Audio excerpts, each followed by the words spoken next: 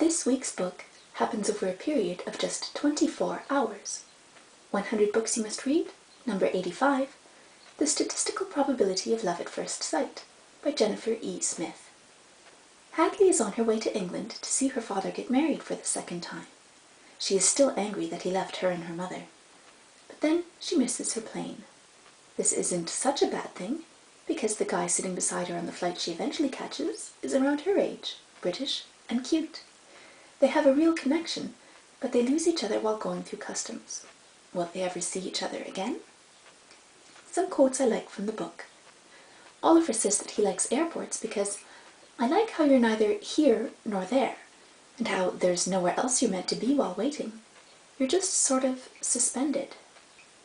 And why are ladybugs called ladybugs if they're not all ladies?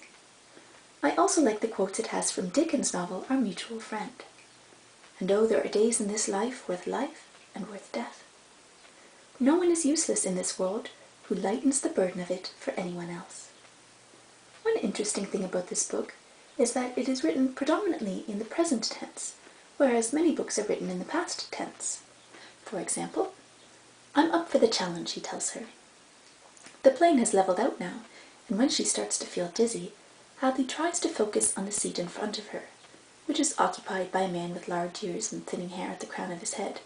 Not so much that he could be called bald exactly, but just enough to give a suggestion of the baldness to come. It's like reading a map of the future, and she wonders if there are such telltale signs on everyone, hidden clues to the people they'll one day become.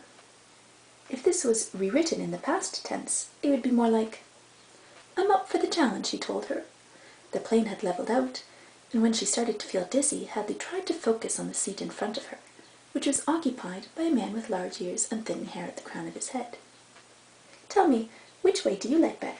The present tense, with its sense of immediacy, or the past, with the more traditional feel? And now, just a little poetry to brighten your day. Sonnet number 21, from Sonnets from the Portuguese, by Elizabeth Barrett Browning. Say over again, and yet once over again, that thou dost love me. Though the word repeated should seem a cuckoo song as thou dost treat it, remember, never to the hill or plain, valley and wood, without her cuckoo strain comes the fresh spring in all her green completed. Beloved, I, amid the darkness, greeted by a doubtful spirit voice, in that doubt's pain cry, speak once more, thou lovest.